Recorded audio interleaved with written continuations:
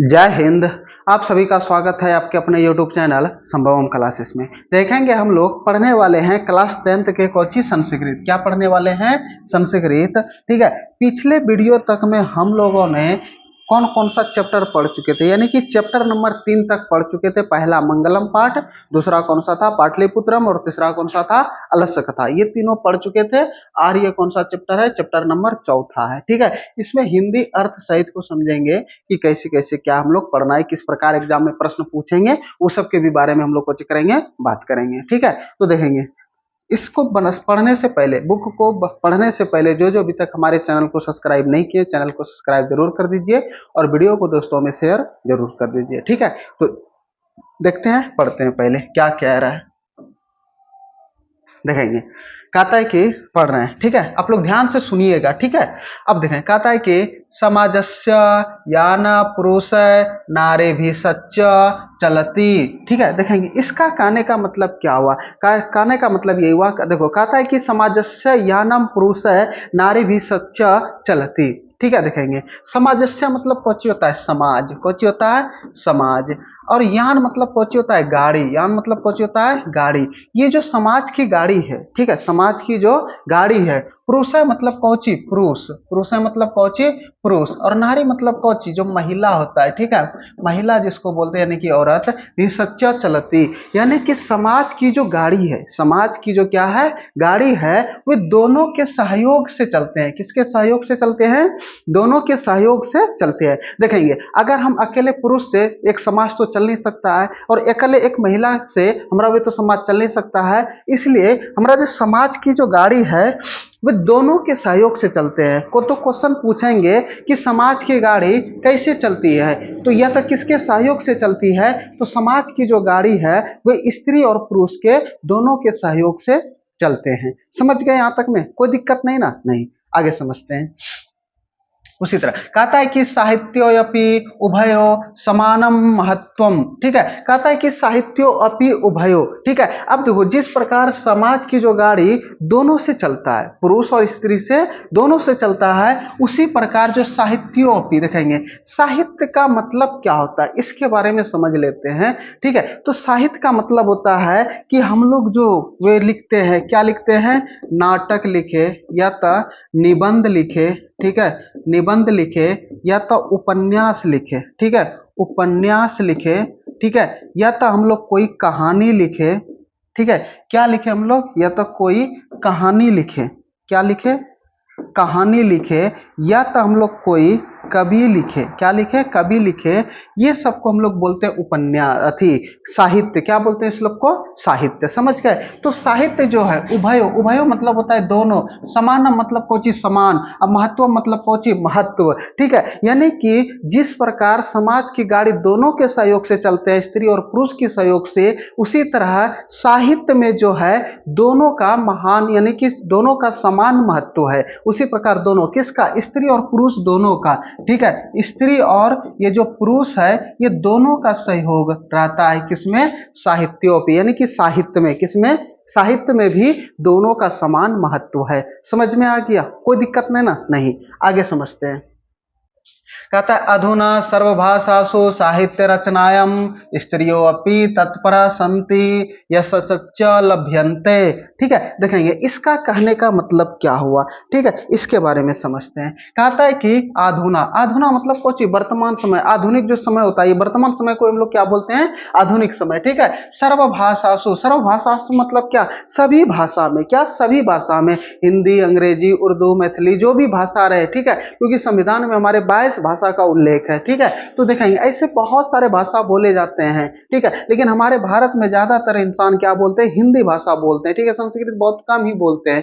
ठीक है, तो देखेंगे कहता है सर्वभाषासु, सर्वभाषासु मतलब क्या? सभी भाषाओं। कौन सा? सभी भाषाओं। साहित्य रचनायम। ठीक है, साहित्य की रचना होती है, जैसे कि साहित्य रचना सभी भाषा में, जैसे नाटक इंग्लिश, हिंदी, संस्कृत, उर्दू सभी में लिखे जाते हैं। ठीक है, तो स्त्रियों अपि तत्परा, स्त्रियों अपि तत्परा मतलब कुछ होता है, यानी कि स्त्रियां भी तत्पर है। उसमें क्या है, स्त्रियां भी क्या है, तत्पर है। किसमें, साहित्य की रचना करने में। किसकी रचना करने में, साहित्य की रचना करने में तत्पर है। तत्पर मतलब कुछ होते हैं आगे, यानी कि कोई भी चीज को लिखते हैं, पुरुष भी लिखते हैं तो स्त्री भी लिखते हैं। ठीक है, तो उसी प्रकार तत्परा संपि यश सच्चा लभ्यन्ते। या सच्चा मतलब क्या, यश। ठीक है, यश मतलब कौची होता है समझेंगे। ठीक है, यश, यश मतलब होता है कि जिससे आप किसी को जानते हैं। क्या होता है, अगर आप किसी को जानते हैं, अगर आप हम लोग को जानते हैं तो हमको किसके नाम से, हम जो संस्कृत पढ़ाते हैं इस तरह से जानते हैं कि बिना सर संस्कृत पढ़ाते हैं, मैथ भी पढ़ाते हैं। ठीक है, ये तो कोई जैसे कि मतलब हीरो था, वो किसके मतलब हीरो जो एक्टिंग करता है उसके हिसाब से उसका यश है, यानी कि वर्चस्व जिसको बोलते हैं। ठीक है, यश लभ्यन्ते, यश सच्चा लभ्यन्ते, यानी कि यश भी पा रहा है, यानी कि जो स्त्री सब है, जो महिला सब है, जो साहित्य का रचना कर रहा है, वे भी उसमें कौची पा रहे हैं, यश पा रहे हैं। समझ गए, आगे समझते हैं। जैसे कि संस्कृत साहित्य प्राचीन काला देव साहित्य समृद्धो योगदानम न्यून न्यून अधिकम प्राप्यते, न्यून अधिकम प्राप्यते। अब देखेंगे इसका कहने का मतलब क्या हुआ, समझते हैं। ठीक है, कहता है संस्कृत साहित्य, ठीक है, क्या, संस्कृत साहित्य, यानी कि संस्कृत साहित्य जो है प्राचीन काल देव, प्राचीन काल देव, यानी कि प्राचीन काल से ही, किस काल से, प्राचीन काल देव मतलब क्या, प्राचीन काल से ही साहित्य समृद्धो, साहित्य समृद्धो मतलब क्या, साहित्य को समृद्ध करने में, क्या, साहित्य को समृद्ध करने में। ठीक है, समृद्धो योगदानम का योगदान, न्यून मतलब कुछ होता है कम। ठीक है, अधिकम मतलब कुछ होता है अधिक, प्राप्यते, यानी कि संस्कृत साहित्य में प्राचीन काल से ही, किस काल से, प्राचीन काल से ही, ठीक है, साहित्य समृद्ध में योगदान कम और अधिक पर्याप्यते, यानी कि किसी में अधिक है तो किसी में कम है। अब देखिए इसका कहने का मतलब क्या, ये जो संस्कृत साहित्य को जो रचना है, ठीक है, संस्कृत साहित्य को जो क्या है, रचना है, इसमें किसी में पुरुष ज्यादा है तो किसी में स्त्री का योगदान ज्यादा है, किसी में स्त्री का योगदान ज्यादा है तो उसमें पुरुष का योगदान कुछ है, कम है। यही इसका कहने का मतलब हुआ। समझ गए, यहां तक में कोई दिक्कत नहीं ना, आगे समझते हैं। ठीक है, देखें कहता है कि पाठे अस्मिना, ठीक है, पाठे अस्मिना अति प्रसिद्धानाम, ठीक है, अस्मिना अस्मिन्ना अस्मिन्ना अति प्रसिद्धानाम लेखिका नामे चर्चा, ठीक है, वर्तते येन साहित्य निधि पूर्णे तासाम योगदानम ज्ञाते, योगदानम ज्ञाते। देखेंगे इसका कहने का मतलब क्या हुआ, पाठ्य अस्मिना, पाठ्य अस्मिना मतलब क्या, इस पाठ में, ये पाठ का क्या नाम है, यानी कि संस्कृत साहित्य लेखिका, यानी कि इस पाठ में जो हम लोग पढ़ेंगे लेखिका नाम है चर्चा। ठीक है, लेखिका नाम है चर्चा, यानी कि जो लेखिका है, ठीक है, जैसे कि जो पुरुष रहते हैं उसको लेखक बोलते हैं, जो स्त्री रहता है उसको लेखिका बोलते हैं। ठीक है, यानी कि जो लेखिका का चर्चा वर्तते ये न साहित्य निधि पूर्णते तासाम योगदानम ज्ञाते। ठीक है, अब देखेंगे यहाँ पे जो स्त्री का जो योगदान है, ठीक है, स्त्री का जो क्या है, जिस ज्यादा स्त्री का योगदान है उसी के बारे में कौची है, चर्चा है, वर्तते, चर्चा वर्तते, और उनके स्त्रियों का योगदान के बारे में, ठीक है, योगदान के बारे में भी जानकारी होती है। किसकी, यानी कि ये जो संस्कृत साहित्य को जो हम इसमें पढ़ेंगे, इसमें जो स्त्री ज्यादा योगदान दिया है उसी सब के बारे में हम लोग कौची करेंगे, पढ़ेंगे। ठीक है, देखेंगे क्वेश्चन किस टाइप से पूछेंगे। यहां तक अगर समझने में किसी को डाउट हो गया, कोई दिक्कत हो गए, कोई परेशानी हो गए तो कमेंट बॉक्स में जरूर बताइएगा। ठीक है, तो अब देखते हैं क्वेश्चन किस प्रकार से पूछेंगे। देखेंगे शुरू से पूछेगा कि समाज की गाड़ी किससे चलती है, तो किससे चलती है, स्त्री और पुरुष दोनों के सहयोग से। ठीक है, देखेंगे ये समाज की जो गाड़ी होता है, ठीक है, वे किससे चलता है, दोनों से, यानी कि स्त्री और पुरुष के दोनों के सहयोग से चलती है। जैसे कि साहित्य की रचना जो है, ठीक है, यानी कि साहित्य में भी दोनों का महान, यानी कि दोनों का समान महत्व है, दोनों का समान महत्व है। ठीक है, और उसके बाद दोनों का क्या है, समान महत्व है। उसके बाद पूछेगा कि योगदान में, ठीक है, योगदान में, ठीक है, योगदान में किसी योगदान, ठीक है, किसी में ज्यादा योगदान है तो किसी में कम योगदान है, किसी में पुरुष का योगदान ज्यादा है तो किसी में स्त्री का कम योगदान है। ठीक है, देखेंगे लिखा हुआ। उसके बाद कहता है कि यानी कि साहित्य भाषा आधुनिक समय में सभी भाषा में, मतलब सभी भाषा में साहित्य की रचना करने में भी स्त्री का बहुत बड़ा ही योगदान है, बहुत बड़ा ही क्या है, योगदान है। समझ गए, अब आगे समझते हैं इसका आगे क्या कहता है।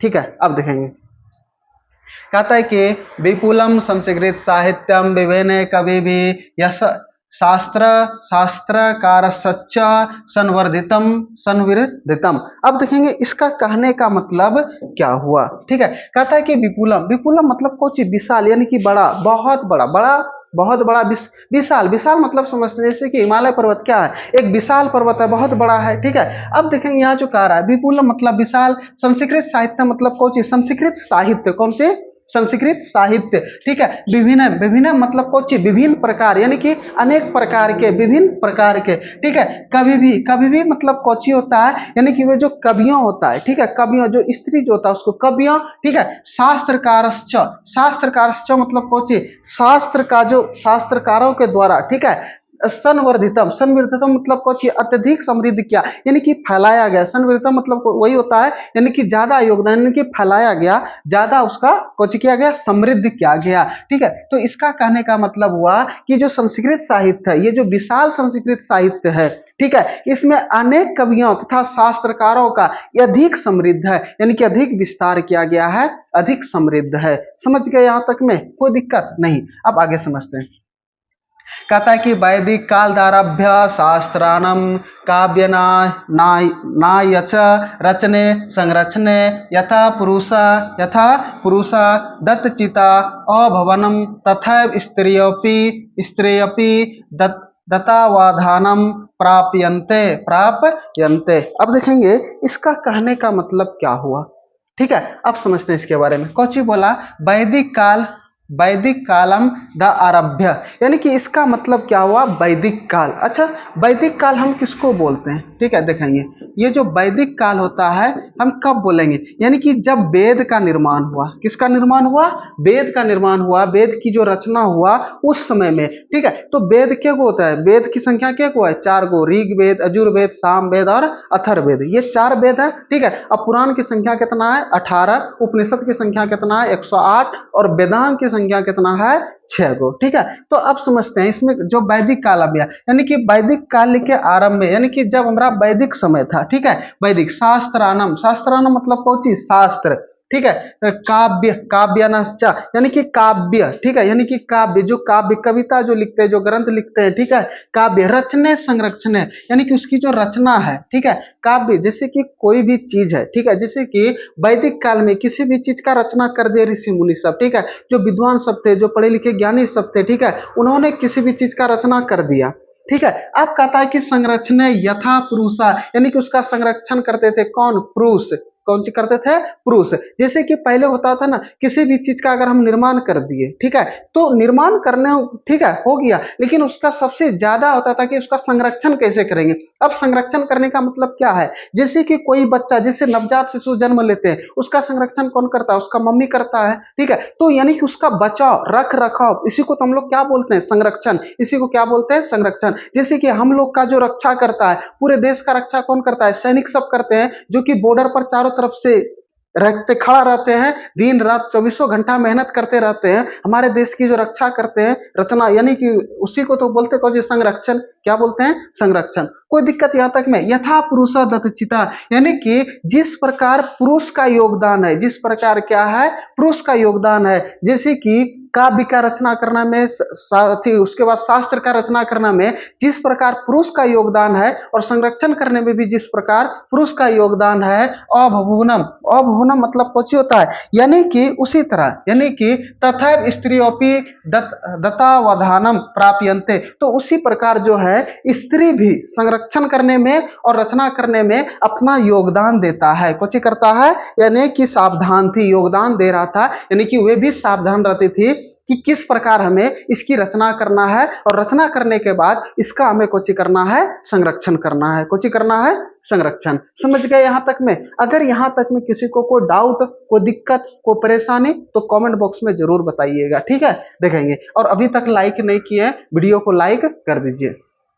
ठीक है, देखेंगे। चाहता है कि वैदिक युगे मंत्राणम दर्शका ना केवल ऋषय प्रयतु, ठीक है, प्रत्यय प्रयतुत ऋषिका अपि संति, ऋषिका अपि संति। देखेंगे इसका कहने का मतलब क्या हुआ, वैदिक युग है। वैदिक युग मतलब कौची, यानी कि वैदिक युग जब हमारा वेद का आरंभ हुआ, वेद की रचना हुआ, उसी को तो वैदिक युग बोलते हैं। ठीक है, वैदिक युग मंत्राणाम मतलब कौची, मंत्र। ठीक है, दर्शका। ठीक है, दर्शका मतलब कौची होता है, जैसे कि मतलब वे जो कौची करता है, यानी कि दर्शका मतलब होता है, यानी कि जो ऋषि होता है, जो मंत्रों का जो उच्चारण करता है, जो रचना करता है, मंत्रों का उच्चारण यथा रचना। ठीक है, ना केवलम ऋषया, यानी कि ना केवलम यानी कि सिर्फ केवल ऋषि ही नहीं करते थे, क्या सिर्फ ऋषि ही नहीं करते थे, प्रयुता ऋषिका अपि संति, यानी कि उसके साथ साथ में ऋषिका। ठीक है, यानी कि जो ऋषि और जो पूर्व महिला जो रहते थे उसको ऋषिका बोलते हैं। ठीक है, जो ऋषिका था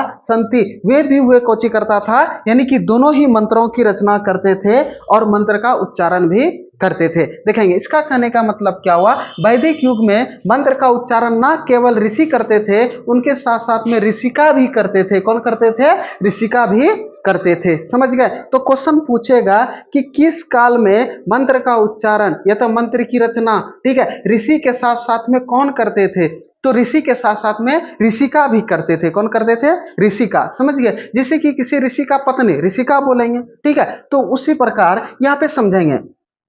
ठीक है, तो मंत्र का उच्चारण केवल ऋषि नहीं करते थे, उसके साथ साथ में ऋषि का भी मंत्र का कोची करते थे, उच्चारण करते थे। समझ गए यहां तक में। अगर यहां तक में किसी को कोई डाउट, कोई दिक्कत समझने में, तो जरूर बताइएगा। ठीक है, अब आगे समझते हैं। कहता है कि ऋग्वेद, ठीक है, ऋग्वेद चतुर्विंश चतुर चतुर्विंशति चतुर्विंशति अथर्ववेद चौपंचा ऋषिका मंत्र दर्शन। ठीक है, मंत्र दर्शन वत्यो निर्दस्यन्तो यथा यमी अपाला उर्वशी इंद्राणी बागा। ठीक है, वाग अभ्रियनी, अब बागाभ्रिनी। ठीक है, बागाभ्रिनी इत्यादय इत्यादय। देखेंगे इसका कहने का मतलब क्या, ऋग्वेद यानी कि ऋग्वेद में क्या, ऋग्वेद में चतुर्विंशति, चतुर्विंशति, विंशति मतलब होता है 20। ठीक है, विंशति मतलब कुछ होता है 20, और चतुर मतलब कुछ होता है 4, इसमें जोड़ देंगे तो कितना हो जाएगा 24। यानी कि ऋग्वेद में, ठीक है, चतुर्विंशति, चतुर्विंशति यानी कि ऋग्वेद में 24, ऋग्वेद में 24, अथर्ववेद चौपंचा, अथर्ववेद चौपंच यानी कि अथर्ववेद में कितने, पंच, अथर्ववेद में कितने, पंच। ऋषिका, ऋषिका मतलब कौन चीज, जो ऋषिका जो महिला होती थी। ठीक है, ऋषिका मंत्र दर्शन। ठीक है, मंत्र दर्शन वत्यो निर्देशयंत्यो। ठीक है, अब जैसे कि क्वेश्चन पूछेंगे, इसका कहने का मतलब यही हुआ कि ऋग्वेद में 24 ऋषिकाओं का वर्णन है और अथर्ववेद में 5 ऋषिकाओं का कोची है, मंत्र दर्शन यानी कि उल्लेख, यानी कि 5 ऋषिकाओं का कोची है, वर्णन है। ठीक है, यानी कि उल्लेखित है। अब कहता है कि निर्देशयंती यथा, यथा मतलब होता है वही, जैसे कि समझेंगे कौन कौन, जैसे 5 गो ऋषिका जो है अथर्ववेद में, 5 गो जो ऋषिका है अथर्ववेद में, उसका नाम क्या है, यमी, अपाला, उर्वशी, इंद्राणी, बागाभ्रिनी इत्यादि, यानी कि इत्यादि। ठीक है, तो क्वेश्चन पूछेगा कि ऋग्वेद में कितनी ऋषिकाओं का वर्णन है, तो ऋग्वेद में 24 ऋषिकाओं का वर्णन है। बोलेगा अथर्ववेद में कितनी ऋषिकाओं का वर्णन है, तो अथर्ववेद में 5 ऋषिकाओं का वर्णन है। पूछेगा कि वे जो 5 ऋषिका है उसका क्या क्या नाम है, तो उसका नाम है यमी, अपाला, उर्वशी, इंद्राणी, बागाभ्रिनी। ठीक है, ये 5 ऋषिका का नाम है, जो कि ऋग्वेद में ये 5 ऋषिका का मंत्र उल्लेख है। क्या है, मंत्र उल्लेख है। समझ गए यहां तक में। अगर किसी को यहां तक समझने में, ठीक है, इस स्लाइड में किसी को समझने में किसी को कोई दिक्कत, को परेशानी, तो बताएंगे। ठीक है, जैसे कि समझेंगे, विशाल संस्कृत साहित्य के कवि और शास्त्रकारों के अध्यक्ष अधिक समृद्ध था। ठीक है, यानी कि वैदिक काल में ही कुछ होता था, रचना तो कर लेता था, लेकिन पुरुष के साथ साथ में कौन रचना करता था, स्त्री, और उसका संरक्षण भी करता था, उसमें योगदान भी देता था। ठीक है, समझ गए। तो ऋग्वेद में 24 गो, अथर्ववेद में 5 गो ऋषिकाओं का कौन कौन सा है, ऋषिका यमी, अपाला, उर्वशी, ठीक है, इंद्राणी, बागाभ्रिनी, ये 5 ऋषिकाओं का कोची है, वर्णन है। समझ गए। अब आते हैं अगले पेज पे। अगला पेज कहता है कोची, देखेंगे बृहदारण्यक को उपनिषदि। ठीक है, याग वल्लभ याग याज्ञवल्क्य वल्कस्य, ठीक है, याज्ञवल्क्य पत्नी मैत्रेयी दार्शनिक, ठीक है, दार्शनिक दार्शनिक रुचिमती वर्णिता या याज्ञवल्क्य आत्मतत्वम शिक्षयति।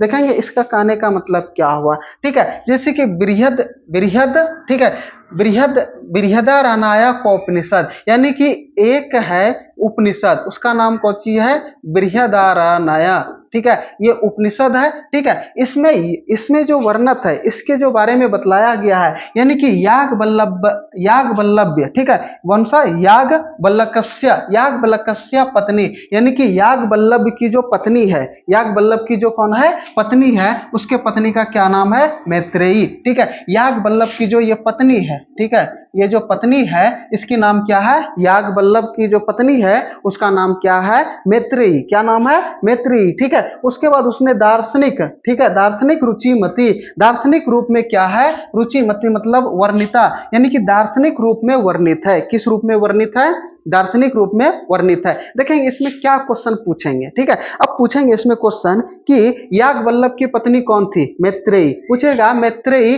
किसकी पत्नी थी, तो याज्ञवल्क्य की। पूछेगा ये किसमें, मतलब किस उपनिषद में मिलता है, तो बृहदारण्यक, ठीक है, बृहदारण्यक उपनिषद में क्या है, वर्णित है। पूछेगा कि किसके रूप में वर्णित है, तो दार्शनिक रूप में वर्णित है। किसके रूप में वर्णित है, दार्शनिक रूप में वर्णित है। याम, ठीक है, याम मतलब क्या, यानी कि यानी कि जिनको, या मतलब जिनको याज्ञवल्क्य आत्मतत्व शिक्षयति, यानी कि याज्ञवल्क्य ने उसको आत्म तत्व की शिक्षा दी। किस तत्व की शिक्षा दी, आत्म तत्व की शिक्षा दी। तो क्वेश्चन पूछेंगे कि याज्ञवल्क्य की पत्नी मैत्रेयी था, किसके रूप में वर्णित था, दार्शनिक रूप में वर्णित था। तो याज्ञवल्क्य ने किस चीज का शिक्षा दिया था, तो याति मैत्रेयी को आत्म तत्व की शिक्षा दी थी। तो क्वेश्चन पूछेंगे कि याज्ञवल्क्य ने आत्म तत्व की शिक्षा किसको दी थी, तो मैत्रेयी को। किसको, मैत्रेयी को। याज्ञवल्क्य ने आत्म तत्व की शिक्षा आत्म तत्व की शिक्षा किसको दी थी, अपने पत्नी यानी कि मैत्रेयी को, ठीक है। तो पूछेगा मैत्रेयी को, ठीक है, मैत्रेयी को आत्म तत्व की शिक्षा किसने दिया था, तो याज्ञवल्क्य में। ये किसमें मिलता है, ये बृहदारण्यक उपनिषद में कुछ होता है, वर्णित है। क्या है, वर्णित है। यहां तक में किसी को डाउट, को दिक्कत, को परेशानी तो बताएंगे, ठीक है। देखेंगे पूछेगा जनकस्य सभायाम शास्त्रम, ठीक है, शास्त्रम कुशला, ठीक है, शास्त्रम कुशला गार्गी वाचकन्मे तिष्ठति अस्मा। देखेंगे, आप देखेंगे कहता है जनकस्य सभायाम। देखेंगे जनकस्य मतलब क्या, राजा जनक, ठीक है। अब ये राजा जनक कौन है, ठीक है, ये राजा जनक कौन है, हमारे जो श्री राम भगवान है, ठीक है, उनके ससुर जी यानी कि माता सीता जो है, उनके पिताजी का नाम था कोची, राजा जनक। क्या नाम था, राजा जनक, ठीक है। अब देखेंगे, अब ये जनक जो है, राजा जनक जो है, ये जनक है, ठीक है, जो कि नेपाल में अभी है। जनक जो जगह है वहां पर कहाँ है, नेपाल में, ठीक है। उसी राजा जनक के ही नाम पर, यानी कि उस क्षेत्र का नाम पड़ा जनक, ठीक है। सभायाम शास्त्र कुशलाम, शास्त्र कुशलाम मतलब कोची, शास्त्र में कुशल। किसमें कुशल, ये शास्त्र में कुशल। अच्छा, शास्त्र में कुशल कोची होता है,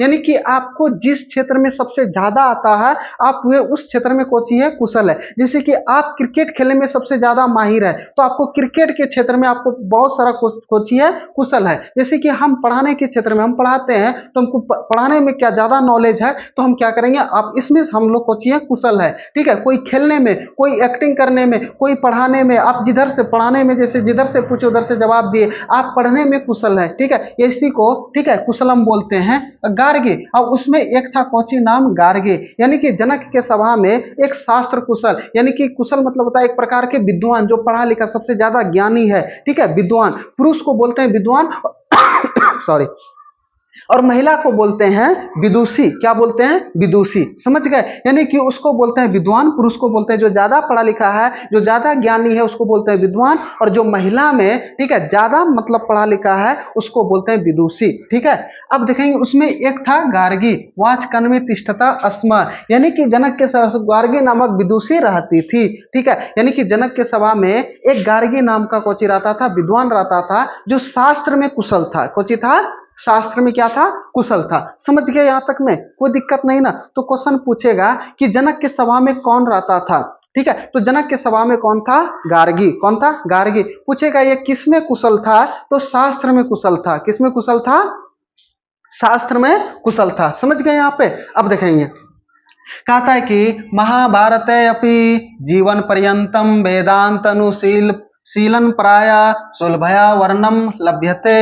सुलभया वर्णन लभ्यते। अब देखेंगे इसका कहने का मतलब क्या हुआ। कहता है कि महाभारतो अपि, यानी कि महाभारत में भी, महाभारत देखेंगे हमारा हम लोग का जैसे हिंदू धर्म के, ठीक है, ये दो सबसे बड़े ग्रंथ है, ठीक है। एक तो है रामायण और दूसरा है महाभारत, ठीक है। ऐसे इससे भी बढ़कर के हमारे वेद, ठीक है, ऋग्वेद, अथर्ववेद, सामवेद, यजुर्वेद, ठीक है, बहुत सारे हमारे हिंदू धर्म में है, बहुत सारे धर्म में ग्रंथ है, ठीक है। लेकिन सबसे ज्यादा महाभारत और क्या है? रामायण, ठीक है। अब देखेंगे, कहता है कि महाभारत अपि, महाभारत में, ठीक है, महाभारत में, ठीक है, जैसे कि महाभारत जो है, ठीक है, भी जीवन पर्यंतम, जीवन पर्यंतम मतलब कि जीवन पर्यंत के बारे में, ठीक है, अपने जीवन यापन किस प्रकार से है, ठीक है, वेदांत अनुशीलन प्राय, ठीक है, वेदांत के अध्ययन में, ठीक है, वेदांत के अध्ययन में, यानी कि वेदांत जो अध्ययन होता है, वेद का जो अध्ययन करते हैं, ठीक है, जैसे कि चारों वेद के ज्ञाता, ठीक है। अब देखेंगे वेदांत में सुलभया वर्णम वर्तते, यानी कि ये जो बात है, ये सुलभया मतलब कौची? आसानी से, वर्णम लभ्यते, यानी कि वर्णन मिलती है, आसानी से वर्णन इसका कुछ होता है, मिलता है। यानी कि महाभारत जो है जीवन पर्यंत के वेदांत अध्ययन में स्त्रियां रही है, वेदांत अध्ययन में कौची रहा है? स्त्रियां रही है, और यह बात आसानी से वर्णन में मिलती है। किसमें? सुलभया मतलब आसानी से कौची होता है? इसमें मिलता है। यहां तक समझ गए? किसी को कोई दिक्कत नहीं ना? कोई परेशानी नहीं? आते हैं अगले पृष्ठ पर, देखेंगे। कहता है कि लौकिक संस्कृत साहित्य प्रायणे चत्वारिंशत्व कवियत्रेणां सार्धशतम, ठीक है, सार्धशतम पदानि अस्पष्ट रूपने इत अस्ततो लभ्यन्ते, इस्ततो लभ्यन्ते। अब देखेंगे इसका कहने का मतलब क्या हुआ, ध्यान से देखेंगे। लौकिक संस्कृत साहित्य, अब देखेंगे ये जो संस्कृत है, ये संस्कृत दो प्रकार के, ठीक है, संस्कृत जो है ये कितने प्रकार के? दो प्रकार के। एक तो वैदिक संस्कृत, कौन सा? वैदिक संस्कृत, और दूसरा कौन सा? लौकिक संस्कृत। ये जो हम लोग अभी जो पढ़ रहे हैं, ये जो पढ़ रहे हैं, ये है लौकिक संस्कृत, ठीक है, जो कि बहुत छोटा है, जो आसानी से भी पढ़ लेते हैं। और ये जो वैदिक संस्कृत रहता है, ये बड़ा बड़ा लिखा हुआ रहता है, पढ़ने में मुंह टेढ़ा ऐसे जैसे मन तैसे सही से पढ़ भी नहीं पाते हैं, ठीक है। वह है वैदिक संस्कृत। और लौकिक संस्कृत जो हम लोग ये आसानी से पढ़ लेते हैं, यह है लौकिक संस्कृत जो हम लोग अभी पढ़ रहे हैं, ठीक है। जैसे कि समझेंगे लौकिक संस्कृत साहित्य, यानी कि लौकिक संस्कृत साहित्य में, किसमें? लौकिक संस्कृत साहित्य में प्रायणे, प्रायणे मतलब कौची? प्राय, ठीक है, चत्वारिंश कवियत्रीणि, ठीक है, कवियत्रीणि, यानी कि इसमें जो कवियत्री है, ठीक है, कितना है?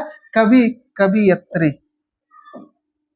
कवियत्री, ठीक है, कवियत्री जो है इसमें चत्वारिंशा मतलब कुछ होता है 40, चत्वारिंश मतलब कुछ होता है 40, ठीक है। अब देखेंगे जो लौकिक संस्कृत साहित्य में जो प्राय जो 40 कवियत्री है, केगो कवियत्री है? 40 को जो कवियत्री है, सार्ध, सार्ध मतलब आधा, अशतकम मतलब पहुंची 100, यानी कि 100 और उसका आधा कितना हो गया? 50, यानी कि 150, 100 और 50 कितना हो गया? 150। पधानी मतलब कौन होता है? पद, पधानी मतलब क्या? पद। स्पष्ट रूपने, स्पष्ट रूपने मतलब पहुंची स्पष्ट रूप से, यानी कि जहां इते अस्ततो लभ्यन्ते, यानी कि स्पष्ट रूप से जहां तहां प्राप्त है, स्पष्ट रूप से क्या है? जहां तहां प्राप्त है। समझ गए? देखेंगे लौकिक संस्कृत साहित्य में जो है, यानी कि 40 जो कवियत्री है, उसका जो 150 पद है, वे स्पष्ट रूप से जहां तहां कोची होते हैं? प्राप्त हैं, जहां तहां कोची है? प्राप्त है। तासु, आगे समझते हैं। तासु, ठीक है, देखेंगे तासु मतलब उनमें विजयंका, विजयंका प्रथम कल्पा वर्तते, कल्पा वर्तते। देखेंगे कहता है कि तासु मतलब उनमें जो है, यानी कि ये जो 40 कवियत्री है जिसमें 150 पद, ठीक है, 150 पद इधर उधर जो मिलते हैं उनमें, ठीक है, विजयंका प्रथमा, यानी कि जो विजयंका नाम करके जो कवियत्री है वे प्रथम कल्पा वर्तते, यानी कि उनका जो प्रथम कल्प है, यानी कि वे सभी में, ठीक है, वे 40 कवियत्री में प्रथम स्थान पर कौन है? यह है विजयंका। प्रथम स्थान पर कौन है? विजयंका, ठीक है, प्रथम स्थान पर कौन है? विजयंका। समझ गए उसका? ठीक है, कहता है कि स च श्याम वर्णम सी श्याम वर्ण सीदति पधेनाने स्फुटी भवती। देखेंगे कहता है कि स मतलब कोची वह, च मतलब और, ठीक है, च मतलब भी होता है और, ठीक है। श्याम वर्णम यानी कि वे जो विजयंका थी वे किस वर्ण की थी, तो श्याम वर्ण के। किस वर्ण के? श्याम वर्ण। यानी कि कृष्ण भगवान जो है, श्री राम भगवान जो है, ये किस वर्ण के हैं? श्याम वर्ण के हैं, ठीक है। किस वर्ण के? श्याम वर्ण के। तो बोलता है ना कि काला जो होता है वे काला नहीं है, वे श्याम वर्ण के हैं। किस वर्ण के हैं? श्याम वर्ण के। पधनी मतलब, ठीक है, च श्याम वर्ण पद्धति स्फुटी भवती, यानी कि श्याम वर्ण की थी, यह इस पद से, ठीक है, इस पद से कुछ होता है, स्पष्ट होता है। इस पद से क्या होता है? स्पष्ट होता है। यहां तक अगर समझने में किसी को कोई डाउट नहीं समझे तो फिर से समझा देते हैं इसको, ठीक है। इसका कहने का मतलब यही हुआ कि लौकिक संस्कृत जो साहित्य है उसमें 40 कवयित्रियों का, कितने कवयित्रियों का? 40 कवयित्रियों का 150 पद, ठीक है, स्पष्ट रूप से इधर उधर कोची है, प्राय मिलते हैं। यानी कि लभ्यन्ते मतलब कोचियते, जहां तहां प्राप्त है, ठीक है। तासु मतलब उनमें जो विजयंका है वे प्रथम कल्प है, यानी कि प्रथम जो कवयित्री है वे प्रथम पद पर कौन है? वे है विजयंका। कौन है? विजयंका। और विजयंका किस वर्ण की है? तो श्याम वर्ण की है। किस वर्ण की है? श्याम वर्ण की। कोई दिक्कत यहां तक समझने में? इसका कहने का मतलब यही हुआ, ठीक है। तो आज इतना ही, ठीक है। अगर आप लोग चैनल पर नए हैं तो चैनल को सब्सक्राइब जरूर कर दीजिए, वीडियो को दोस्तों में शेयर जरूर कर दीजिए, ठीक है। तो देखते हैं, आप लोग देखते रहिए, हंसते रहिए, मुस्कुराते रहिए, ठीक है। और अगले वीडियो में फिर मिलते हैं। आज इतना ही। जय हिंद।